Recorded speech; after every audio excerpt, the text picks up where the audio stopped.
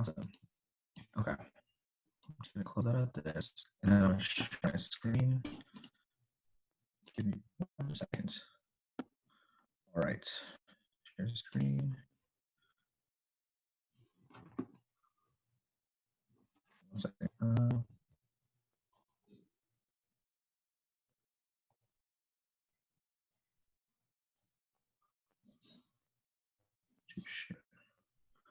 Sorry, 1 second. I need to make host property to share my screen. Okay.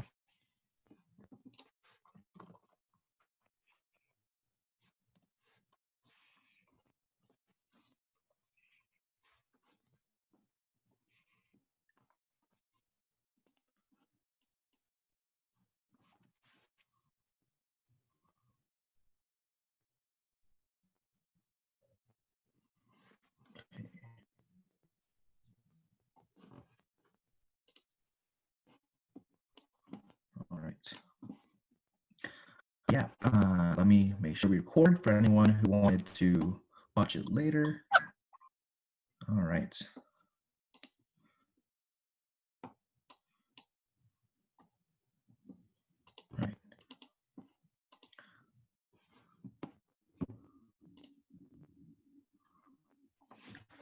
Can everyone see the screen? If you can, just yeah, put in chat.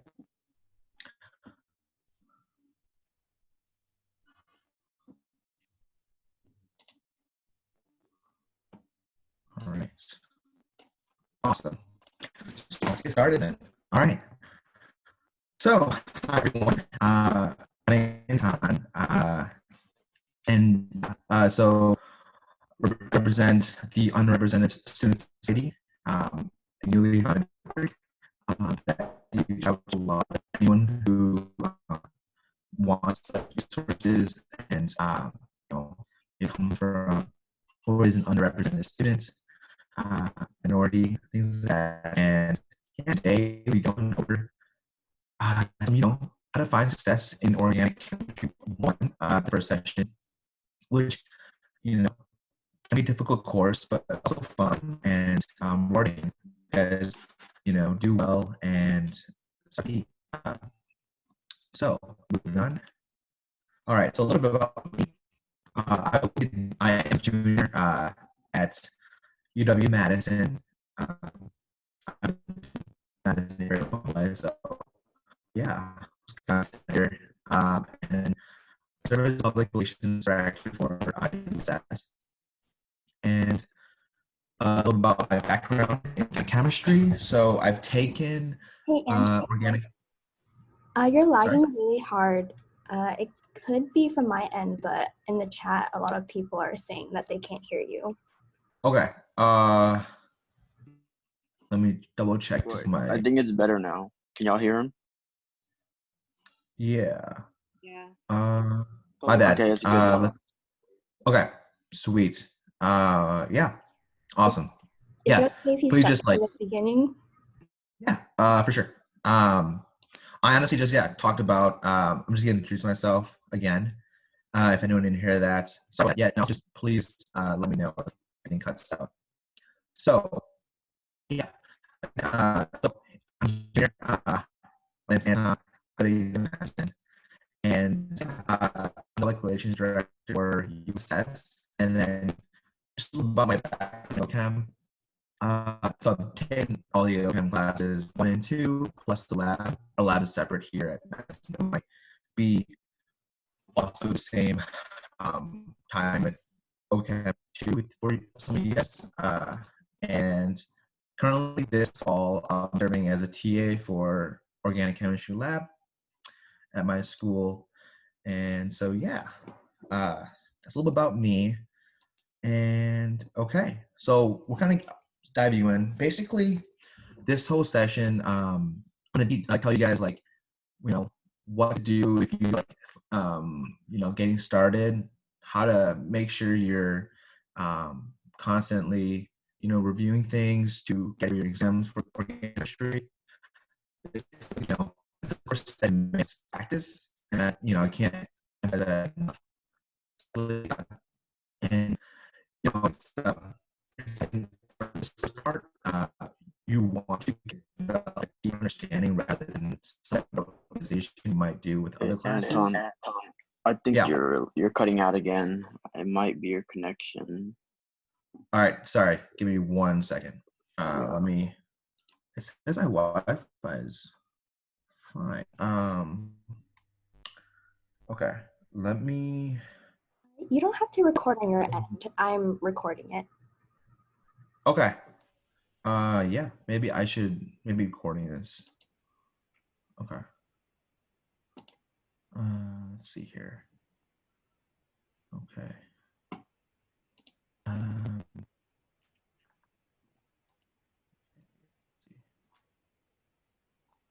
So, let me double check my Wi-Fi and make sure it's okay. Yeah, it should be fine. From this end, I'm using, yeah, okay. Is it okay right now? Yes. Yeah. All right. Sounds good. Yeah, just I'll try to double check and make sure it's okay. Yeah, that's a joy of doing virtual sharing. Okay.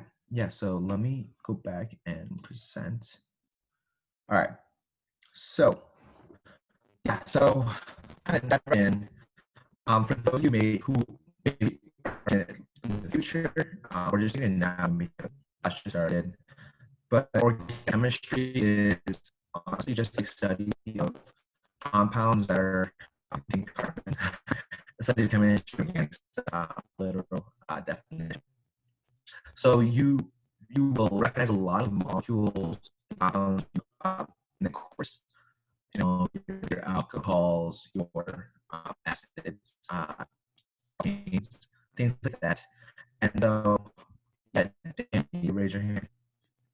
Yeah, I don't know. I think you're still cutting out. It goes in and out. I'm not sure. Okay.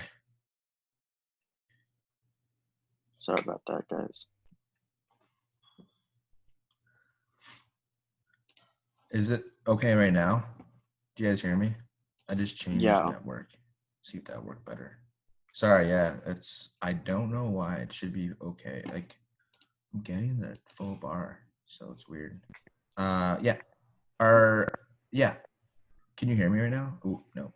Yeah, it could be when you're like going in full screen. So I think this is fine. Okay. Yeah, I might just keep it to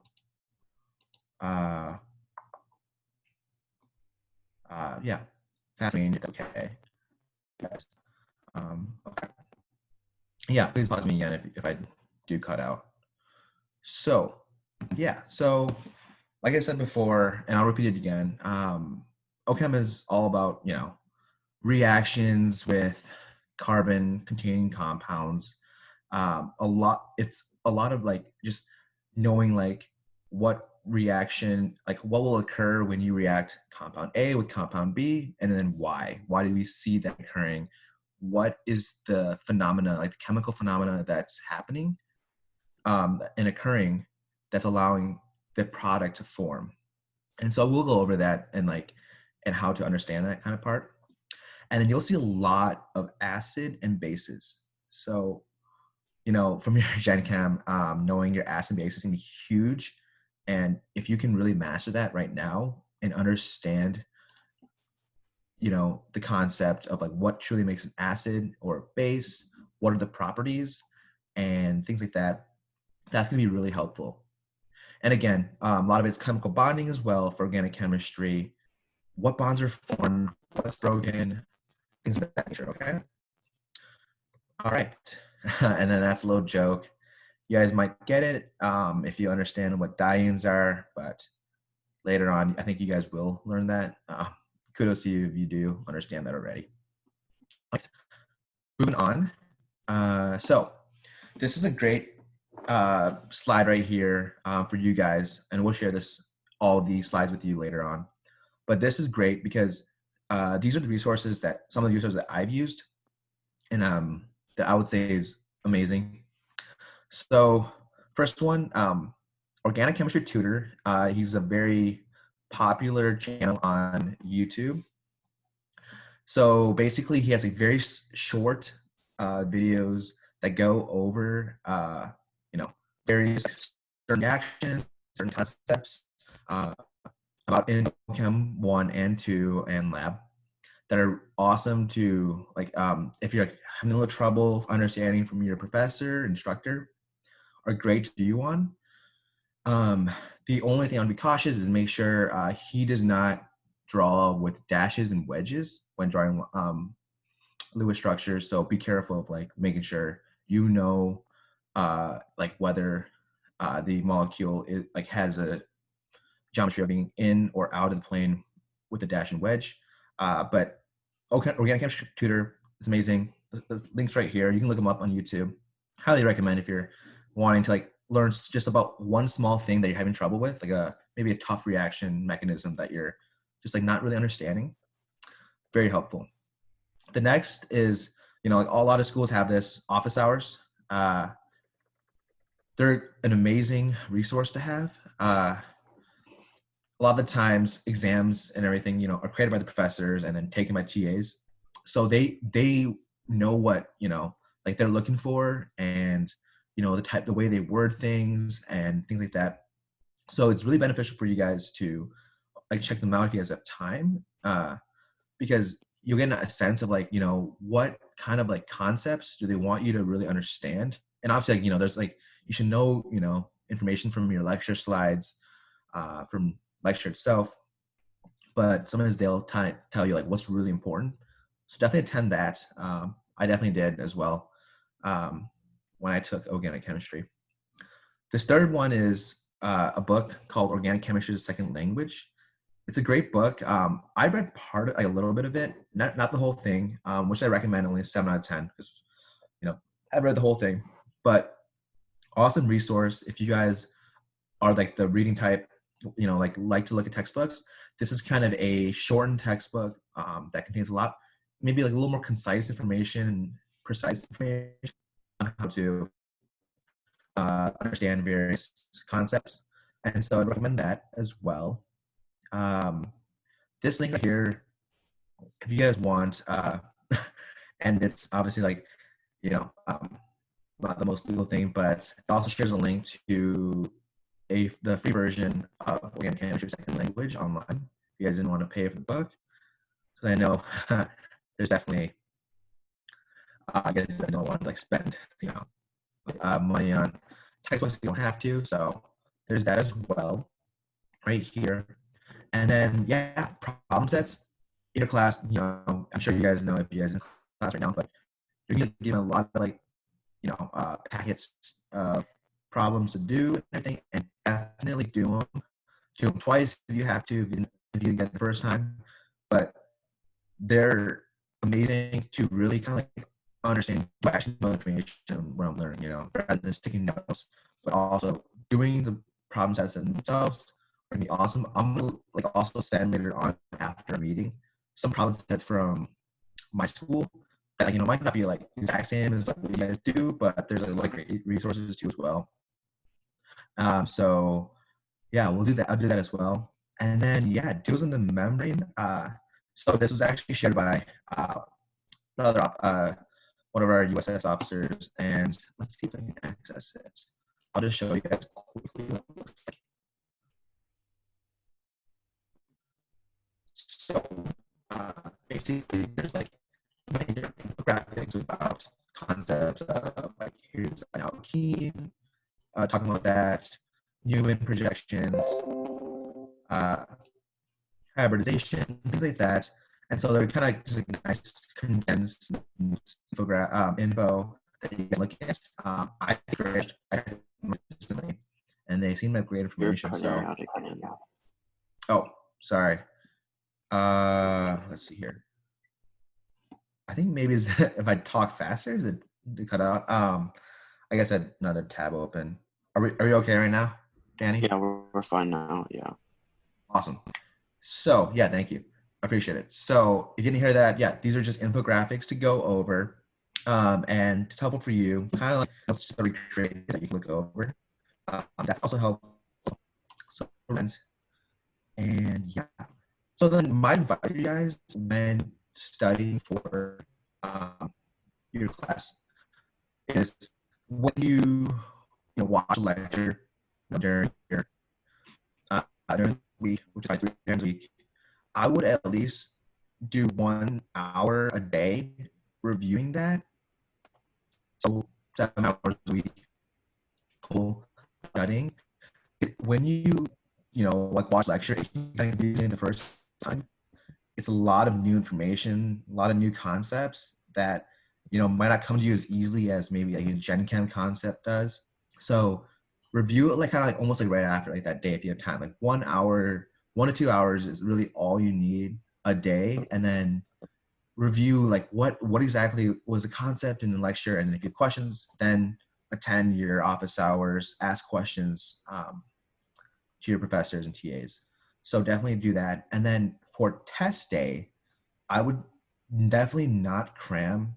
I know a lot of friends do and a lot of people do, but it's really tough to be successful on exam day if you cram. I know it can be tough to try to like spread it out because you have many other things to do, but I try to do it 3 days prior to a test. That's when you want to do 3 to 4 hours per each day. And when I talk about like these hours, I'm not talking about like, spending like a little, like, kind of like doing something, but also like kind of studying, but like just like 3 solid hours, 3 days prior each day before each exam. That's going to help you a lot. And, make your notes the first day, the next day, and reviewing, doing some practice problems, before the test, checking over what you got wrong, because that's the most important thing. And then, on the day of, you'll be ready. So that's my kind of like what I do for just be successful in OChem. And a lot of people, when they say that, oh, I actually did study beforehand multiple days and studied each day for a few hours, that's when they saw that like most improvement in their exam scores. So definitely recommend for those of you wondering like how to and study for OChem. All right, so next up is kind of like we're getting to the main part of our meeting. So this is kind of like my list of what you really like definitely should know prior to organic chemistry, and obviously like, or you're taking right now, but you should really like just like fully understand and can explain to someone else, because these are the concepts that are going to be constantly reiterated and used throughout your class and semester and in the next chemistry semester. So the first thing is structures. Super important. I mean, you should definitely be able to know how to draw Lewis structure before coming to organic chemistry, and definitely know like bond line structure, how that looks, dash and wedge. Be like going to use that. Some professors I know don't really require it, but then later on when you guys get to stereochemistry, when it does matter whether it's dashed or wedged, that's when it becomes really important. So we should really understand that. And we're going to go over these too as well. And then resonance structures, knowing resonance structures, they're all the same molecule, but just drawn in different representations. And the difference between resonance structures and actual structures, that's going to be really important, because understanding you can draw multiple resonance structures, but they're all the same. And that's going to help you a lot. And there's a lot of good concept and phenomena that can happen with resonance. It's actually one of the most important things in organic chemistry. And then the octet rule, knowing to minimize formal charge and knowing that formal charge does not equal real charge. So even though there's a negative sign, let's say like on oxygen, that the oxygen might not be what do we call it? Have a negative charge in general, especially because oxygen is very electronegative. And then bonding, nonpolar covalent, polar covalent. Ionic, we won't really touch on that much, but the first two, very, very important. Understanding chemical bonding, and then how it's determined by electronegativity, and then leading to that,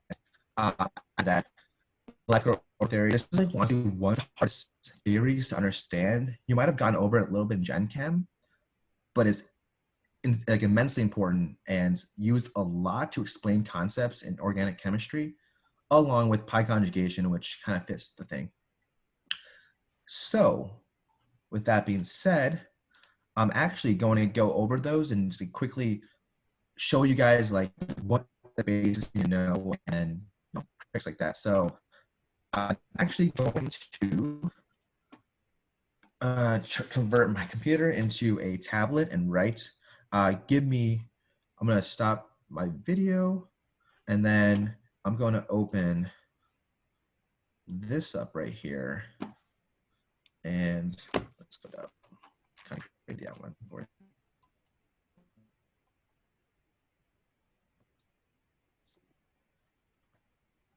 Oops, this is the next one. All right. So, all right. I want to run through this a little bit more quickly because the next note-taking stuff is going to be okay. All right. So, Lewis structures, how to draw, how to interpret it. The main Lewis structure you're gonna work on is going to be obviously like molecules with carbon. So I'm gonna draw the most basic kind of like molecule with carbon. That's going to be your classic methane with this, right? And everyone should know Lewis structures. This is a Lewis structure. We're showing. Oh, can you guys not see my screen? Yeah, I don't think we can see your screen. Oh, okay. Let me. Oh, sorry. I was like, okay. Let me double. Okay. Oh, yeah. Here we go. All right, Danny, can you confirm it's okay? Yep, this is good. All right, guys. Yeah. Anyways, like everybody, I just drew this molecule right here. So that's methane, right? First, this is Lewis structure. We represent bonding with these, and a bond is technically with like a sigma bond. 2 electrons shared between 2 molecules, right? This carbon and then this hydrogen right here. So that's like classic Lewis structure, and it gets knowing this is really important because it can get a little more confusing than drawing dashes and wedges. So making sure you understand dashes and wedges are going to look like this, where you're going to have actual 3D representation like this. So this is the same molecule but drawn dash wedge, and this is honestly the better representation, and I recommend always draw because it definitely helps you understand spatially what's occurring. And like this is really important because when you understand the structure of this, you understand how molecules can react. So like for example, I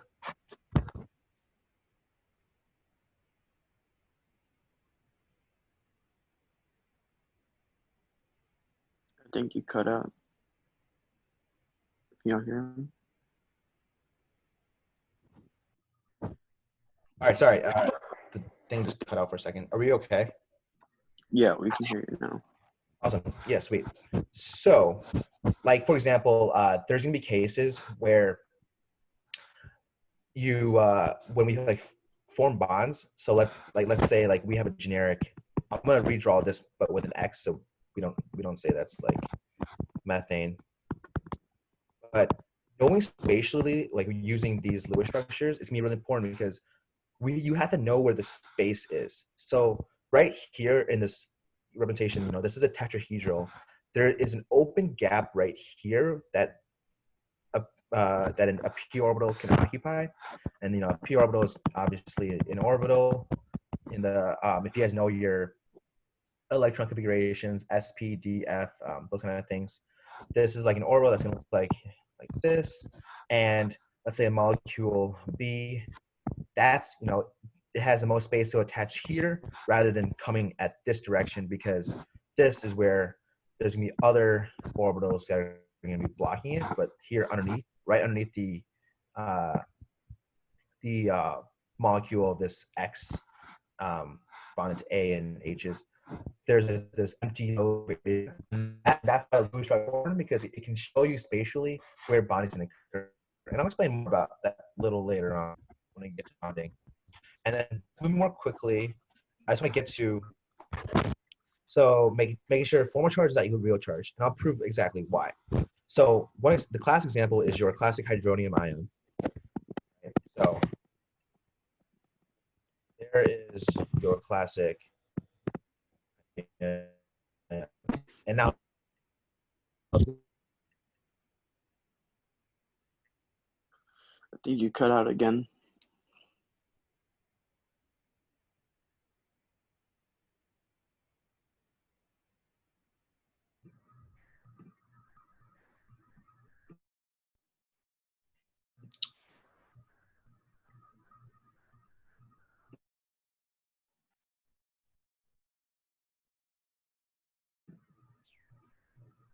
We can't hear you.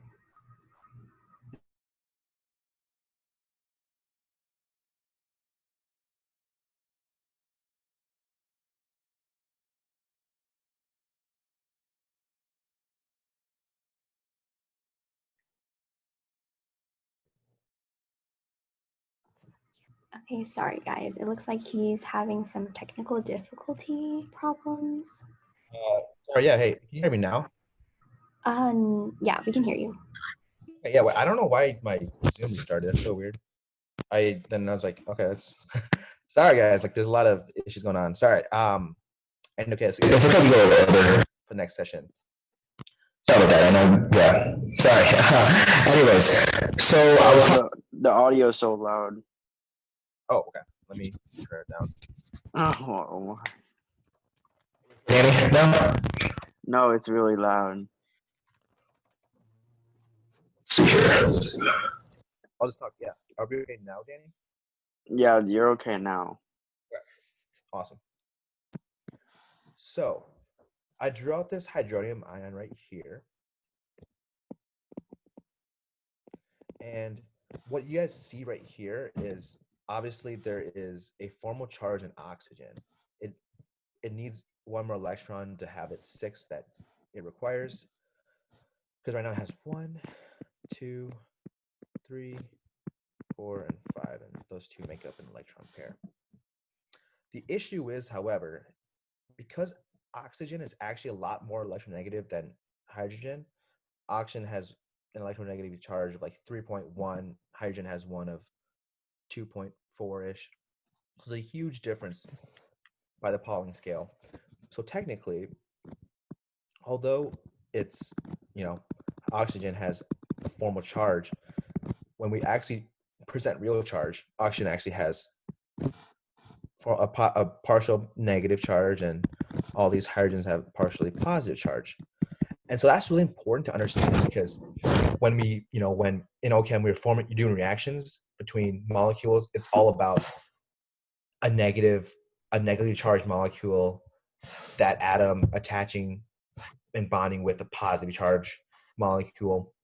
And so don't be confused by formal charge as like, oh, okay, well, this oxygen is positive, so it's gonna want to bond with something that's well, in actuality, it's actually negatively charged onto something positive over here, like a positive molecule.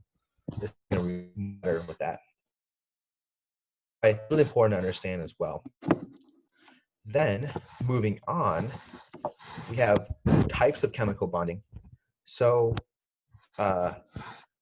this is really important as well, because understanding like what exactly makes up a chemical. So basically, you have your nonpolar covalent. Covalent is just sharing of electrons.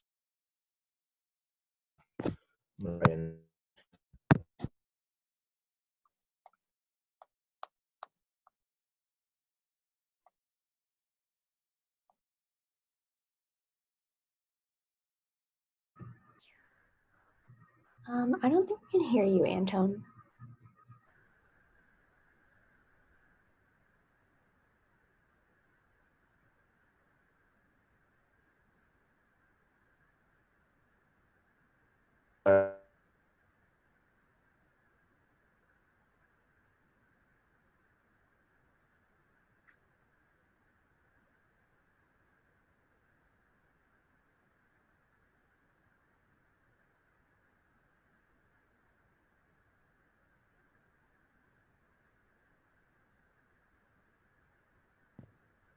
Danny, can you hear me? Or Alexis? Yeah. Okay. I don't know why it's okay. So something's really just off. Okay. And let me reshare my screen then. Okay. So sorry, everyone. That's happening. We're probably gonna go over by a little bit, but I'm sorry about that. Okay. Danny, can you confirm you're seeing my screen? Yep. So here's the start again. It's So really non-polar. loud now. Oh, Okay. it's really loud. Okay, now it's better. So, okay. Non-polar covalent bond is equal sharing of electrons. Oops, I'm gonna put electrons as, make sure this is red. And polar is gonna be unequal sharing of electrons. And so why this is really important is because with chemical bonding, this explains all phenomena of what you see with the reactions occurring in OChem. So what I want you to understand, you should definitely know about this right now is what exactly, how exactly these bonds do form, polar and non-polar. And they're always formed from the orbitals. So an orbital is basically, if I draw this out, I don't know if you guys recognize this from your classes, but this orbital, like right here on this axis, to show, let's say like this is a carbon atom. This is a p orbital because it's dumbbell shaped. And an orbital basically is just an area where the electron is mostly found. So it's mostly found in like this region above and this region above, below the plane.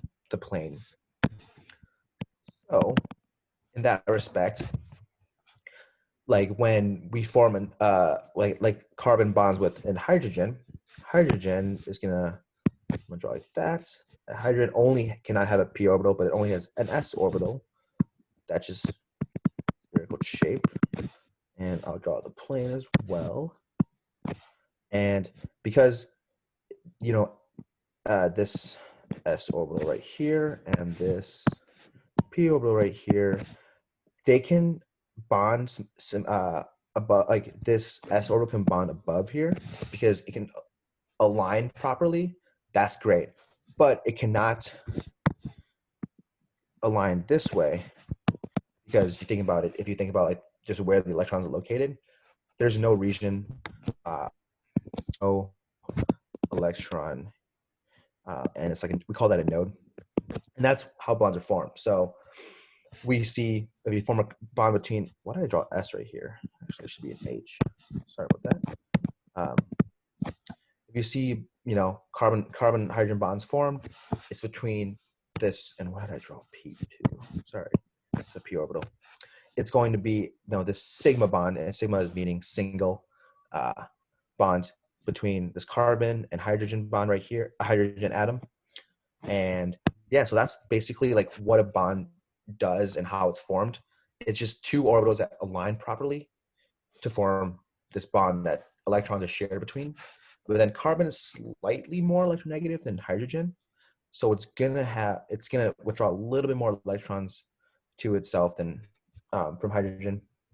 But it's so very little of a difference that we do just say that carbon and hydrogen, when they're bonded,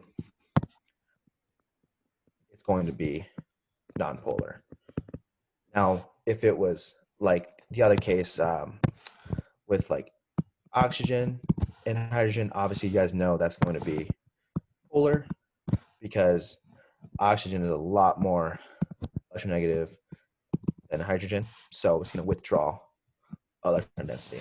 So that's what you need about chemical bonding, and your instructors might go over it in your courses, but definitely, yeah, just keep that in mind here. Then I want to get to the fun part, which is kind of like the most important thing you should know before OChem, or at least as soon as you can, which is molecular orbital theory and pi conjugation. So, Daniel, we're doing okay? So I'm gonna double check. Yeah, okay. Everything is good right now. Awesome. All right. Good. Yeah. All right. Yeah. Awesome. Sweet. So, I'm just gonna hop in right at this. Hopefully we don't get interrupted because this is really important information. The first two, you might have had review in it, so it's okay. But molecular orbital theory, I think it's one of the ones a lot of students struggle with, and there's a very good reason why, because it can be really confusing. So let's get to this. All right. So molecular orbital theory is kind of what I talked about in here with chemical bonding, in that we see two orbitals from atoms. We call them atomic orbitals. So atomic orbital plus atomic orbital, right? And then what exactly does that form? Orbital, excuse my spelling. That's going to form your molecular orbital. Basically your bond. So this is really important because this is the basis of all bonding in all compounds. And this is the best way we can visualize bonding itself in an actual like quantitative way. So let's just do the classic carbon, okay? So let's see here. Carbon, right? Let's talk about what orbitals it could have. Carbon itself, it has a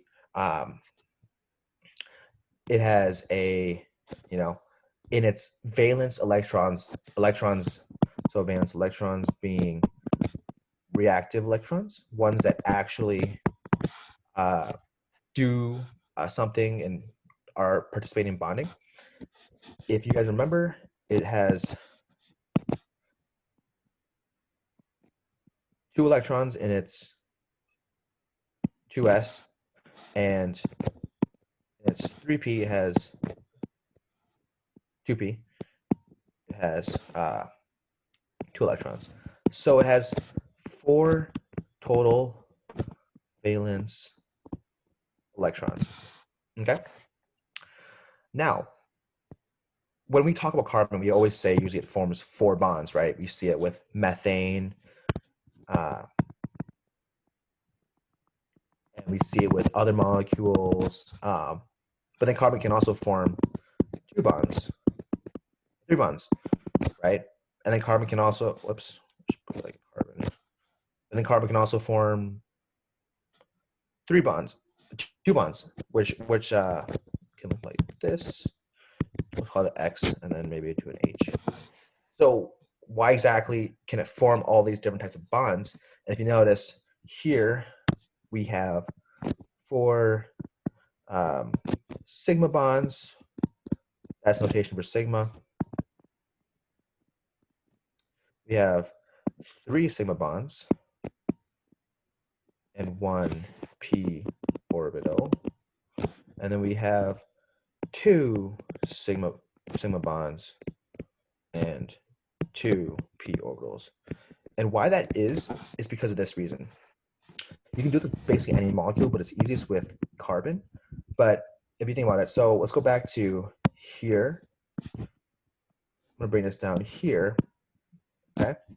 So obviously 2s, since it's in a 2s is lower energy than p. Here's your energy right here.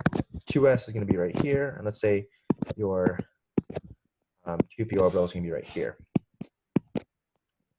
You guys probably know about hybridization, and how that occurs is you're mixing some of the s orbital, those electrons s orbital, with the 2p orbital, and in one instance you can form, because we have technically 4 electrons total, we can form a new kind of like hybridization called sp3, one part s, 3 parts p, to make up the whole thing.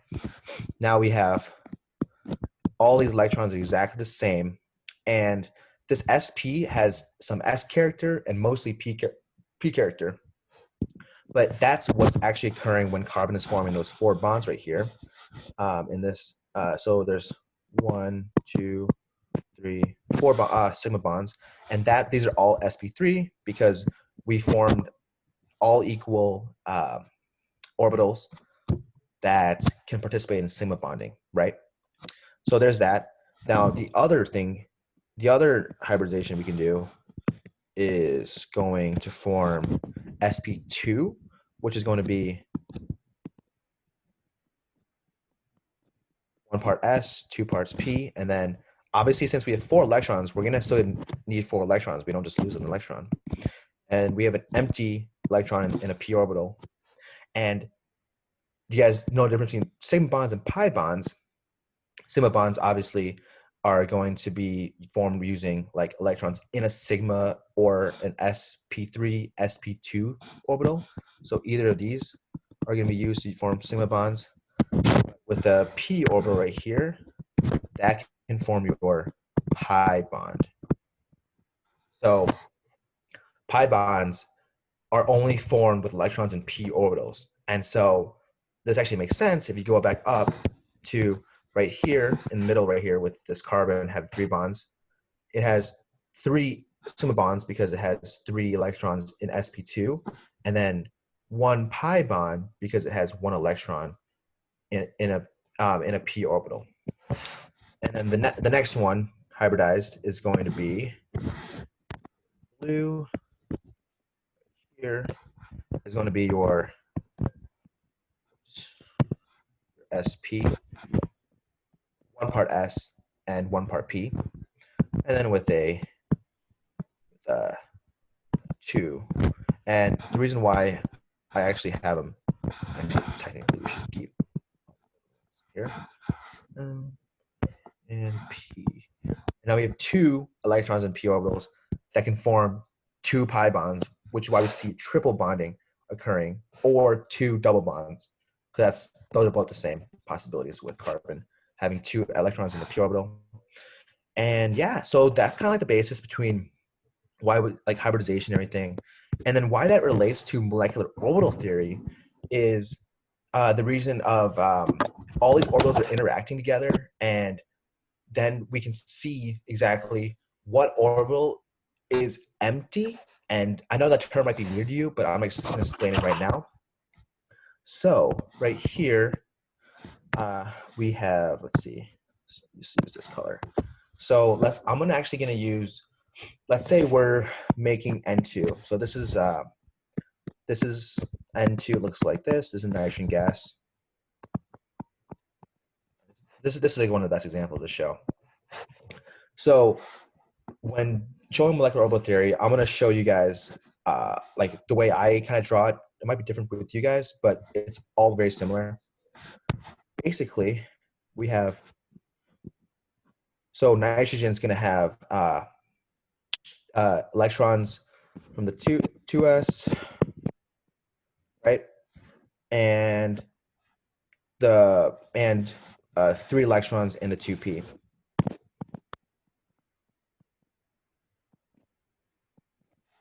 Total of 5 electrons, which it should have 5 valence electrons, right? Now, with bonding, we always know that a sigma bond, like will be formed. So in OChem, we're always very interested in talking about this, like, what pi bond is formed or things like that. Sigma bonds are not very important in OChem because, well, in order for a compound to exist and to form a bond, you're gonna have a sigma bond. But sometimes what we care about is pi bonds. So I'm gonna show you guys with like using the p orbitals, not s orbitals, but how 2 atomic orbitals, one being from one nitrogen, one being from another nitrogen, how they can come together and form a bond. So let's do it. Right, we have your 3 electrons, and this is 2p, this is nitrogen. This is 1 nitrogen.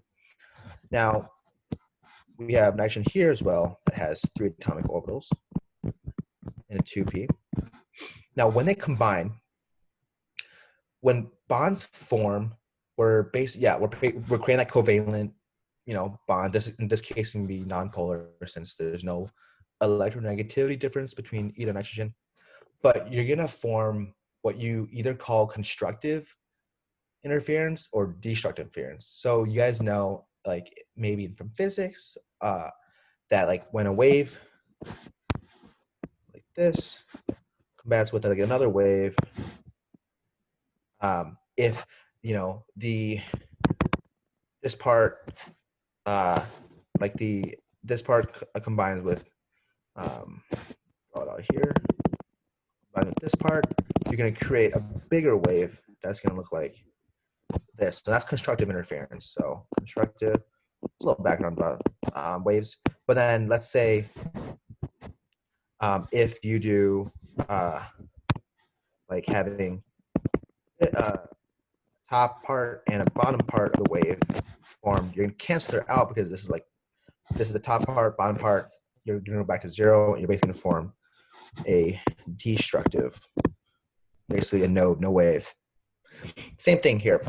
So orbitals are actually based off of waves, and I don't want to get into that, but and wave function, all that stuff. But think about know that orbitals are waves, and when waves come, they can either be constructive or destructive.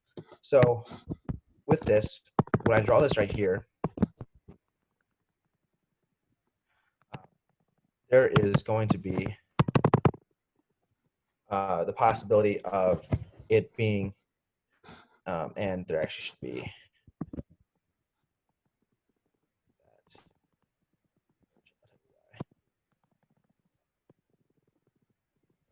so remember that the number of atomic orbitals, which in this case we have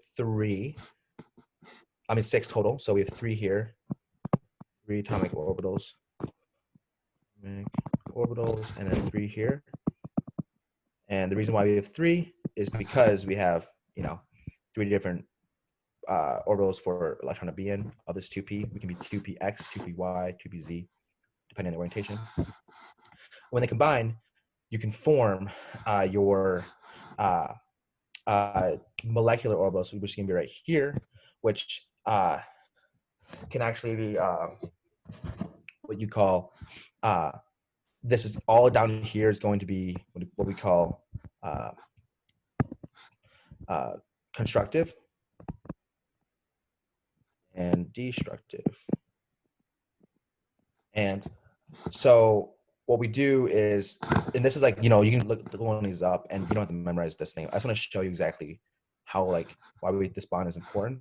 But we have 6 electrons, so we're going to fill up this route right here. So we have 6 constructives.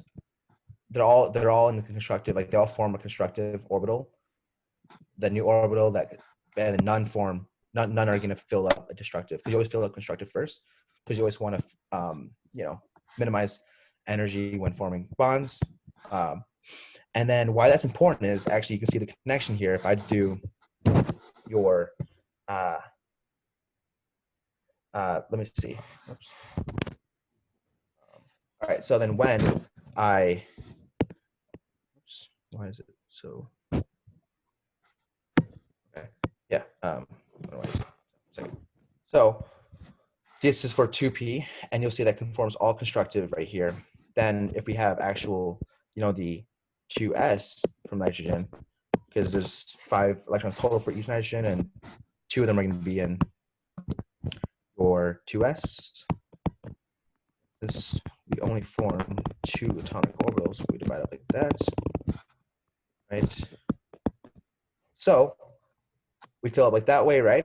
And if you remember from molecular orbital theory and Gen Chem, you basically add up all of the constructives together. So this would be constructive down here. This would be destructive. Okay. So there's this, and you're going to add them up, right? So we have 1, 2, 3, 4, 5, 6, 7, 8 constructives, and then we have 2 destructive electrons. Electrons that form a destructive orbital, so basically no bond. And then divide that by 2, because we had 2 orbitals, and this is the equation that you don't have to memorize at all. But this can tell us the bond order, basically what bond is formed. Is it a single bond, double bond, or triple bond? So 8 minus 2, 6 over 2, 3. So that proves why nitrogen has N2 has 3 bonds, because of this exactly. Like this exactly proves that reason. And so when we get to like when you guys work with molecules, and they'll explain this too, what you should know when figuring out like reactions and things like that is going back to molecular orbital theory. This is really like this mechanism right here. It can be really confusing, right? So we kind of shorthand it almost and show you an easier route. Basically, here, let me bring it up like this. So this is going to be energy again, like an energy diagram, just like increasing energy. Let's say we have a molecule that is, let's think here. Let's begin one. Yeah. So, and this is going to relate to pi conjugation. What if we had this alkyl chain, right? And so, like, these are all carbons at the vertices.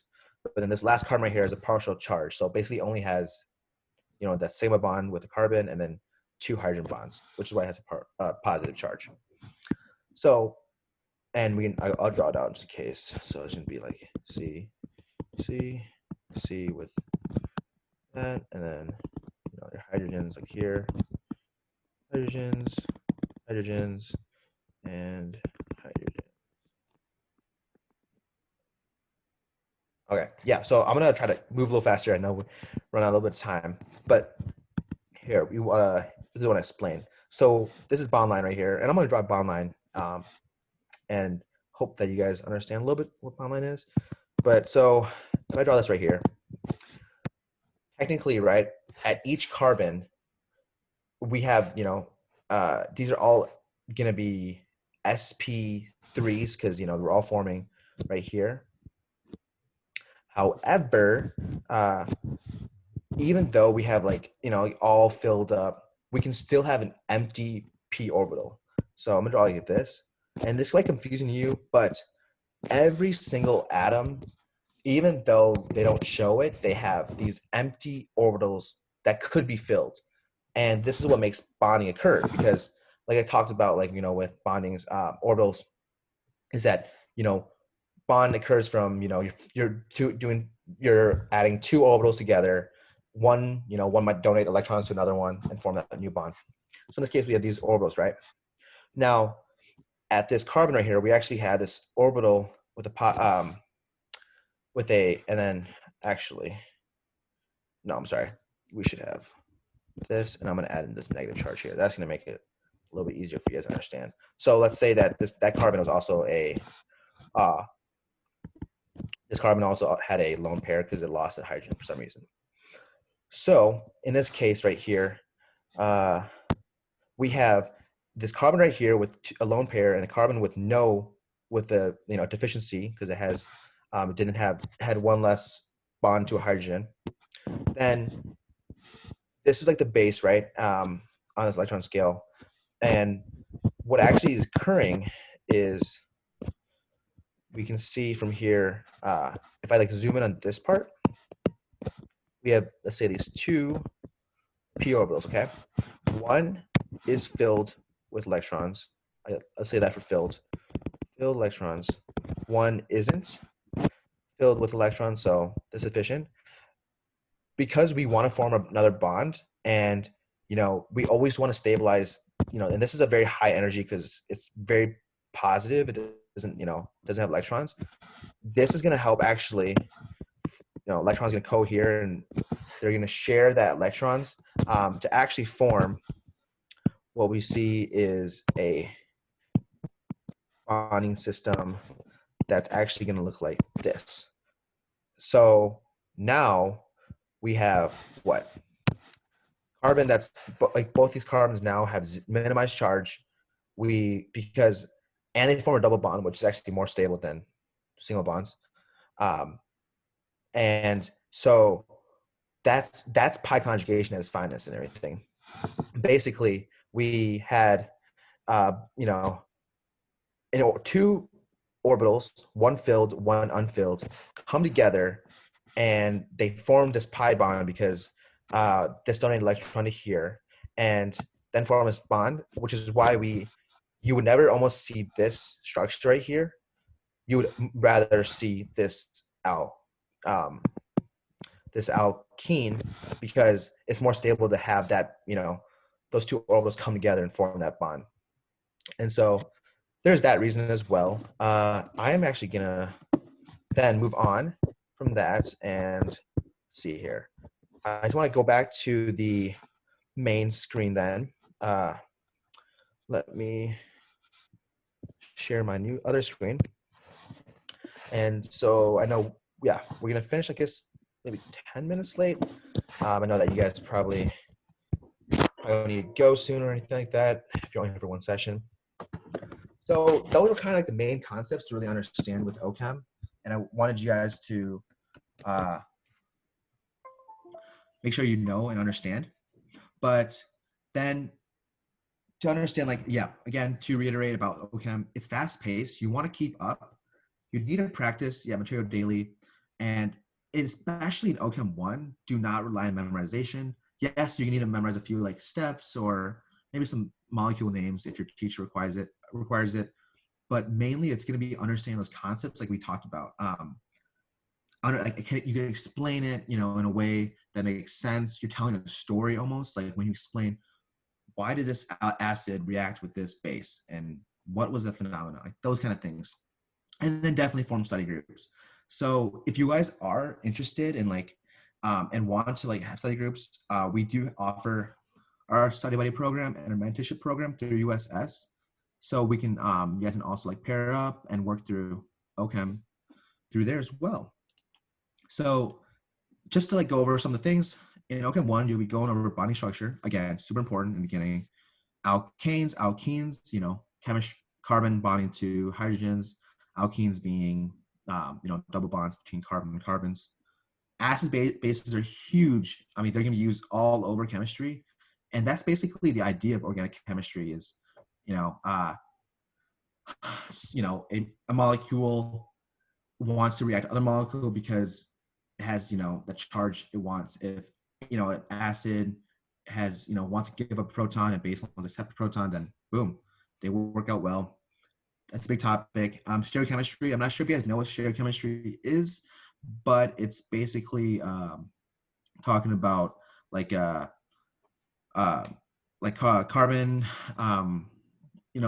chiral carbons that have 4 different groups, and then an enantiomeric, but I won't get into that, but I just want to go over these topics, and then the many other kind of molecules later on, and then resonance and aromaticity. The hardest topics kind of go over, and we're going to be, I guess, running out of time, but I'm actually going to share all the notes that I would have shared with you guys about these as well. And honestly, it might be confusing just to even go over it if you guys don't understand the concepts yet. But your potential energy drivers diagram, your PES diagrams are your diagrams where you show kind of a reaction progress of that transition states, your reactions and products. And that can be helpful in understanding is the reaction, going to form, how big is the transition state, things like that. So that's a big thing and kind of difficult to understand sometimes, but I'll share the notes with you guys later on about that. Pi conjugation, we kind of went over that. The idea that, if you have 2 orbitals that are, one filled, one empty, the electron from the filled orbital can go to the empty orbital, and if they align properly, p orbitals can align because they're obviously the same type, and then you can form a bond, kind of a partial bond that's more stable, like we just showed. And then hybrid conjugation, I don't want to go into that fact, but I'll also share the notes too about that as well. Alkanes, alkenes, alkynes, they're hard, but honestly, they're not as bad as other things. They're alkenes, alkynes can get a little tougher. Alkanes you'll hardly ever do because they're not very reactive. And then I'm not gonna go over these, but this is actually one of the most important reactions, SN2s, E2s. They can be confusing, and I'll go I'll share some of the notes with you guys about these. Acid bases again, the idea of it, and then retrosynth.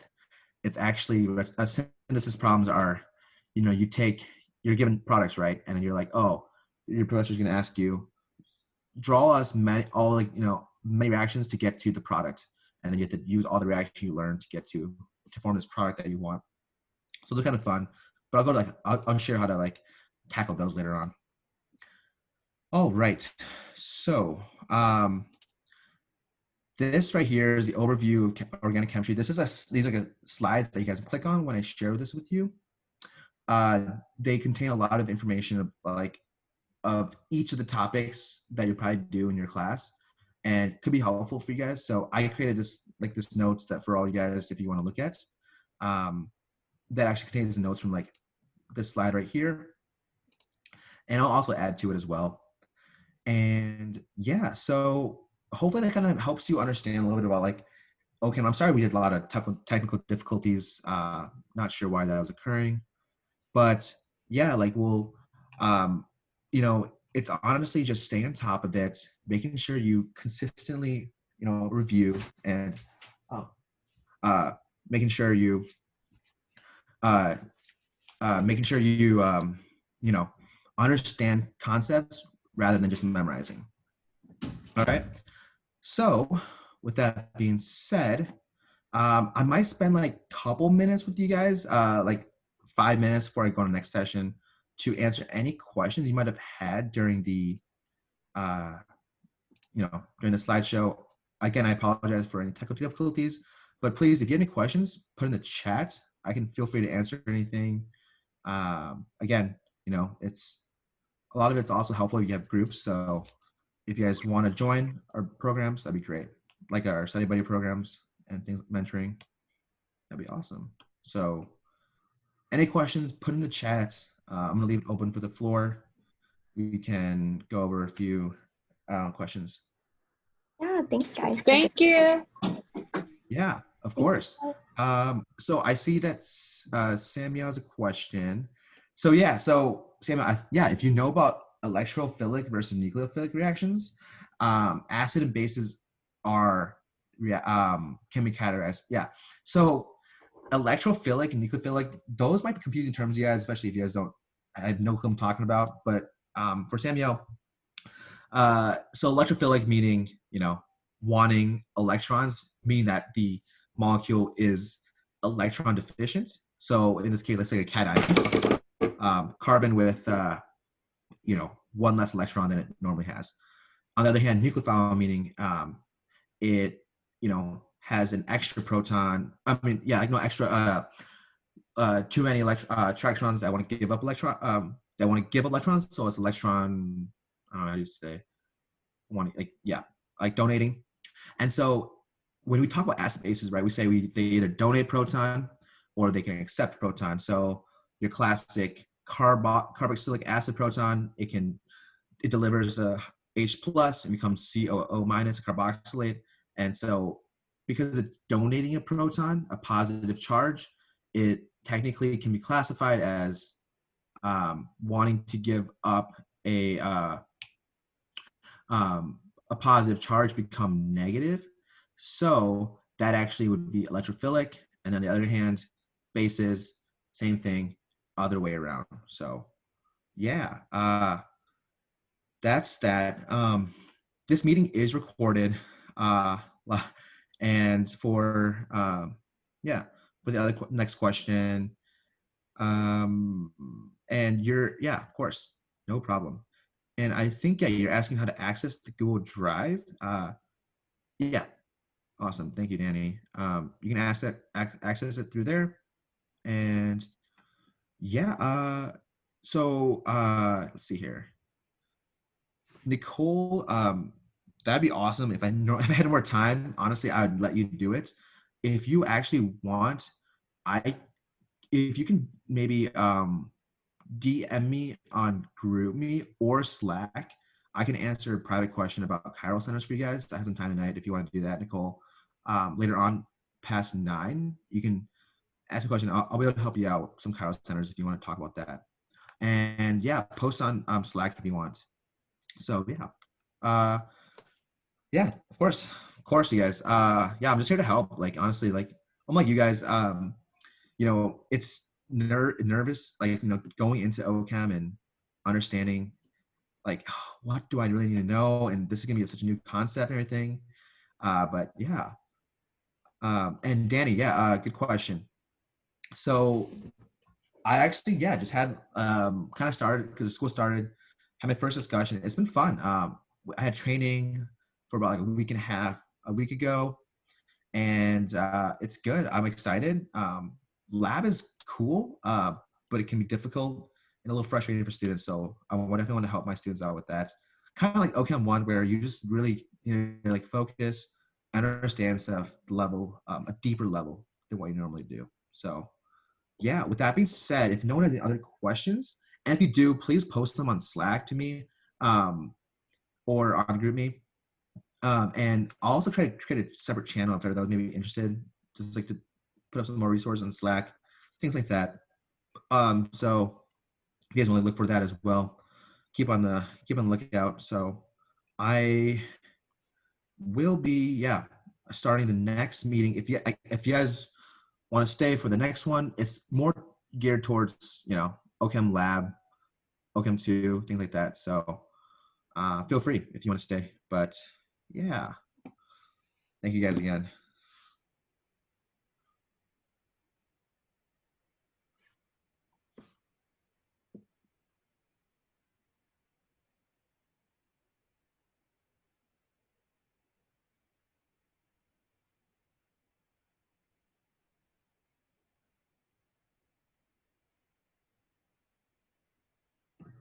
Does anyone still need me to show the QR code?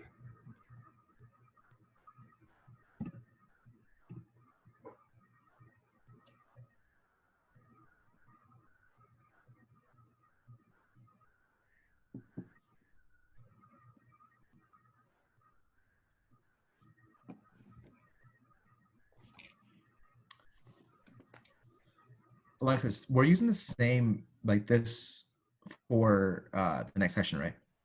Yes. Okay, awesome. That's what I thought. All right. Yeah. Yeah. How about we start that up at 8:15? I know that a little bit late. We're gonna start, but yeah, in case anyone wants to come on right away and get sorted, we'll do that. Let's see here. Yeah, I'll go ahead and find the link and send it on the chat. Okay. Awesome. All right. Cool.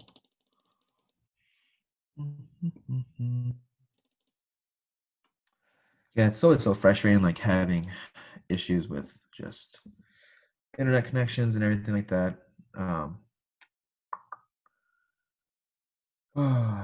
Definitely not the easiest thing to do. All right.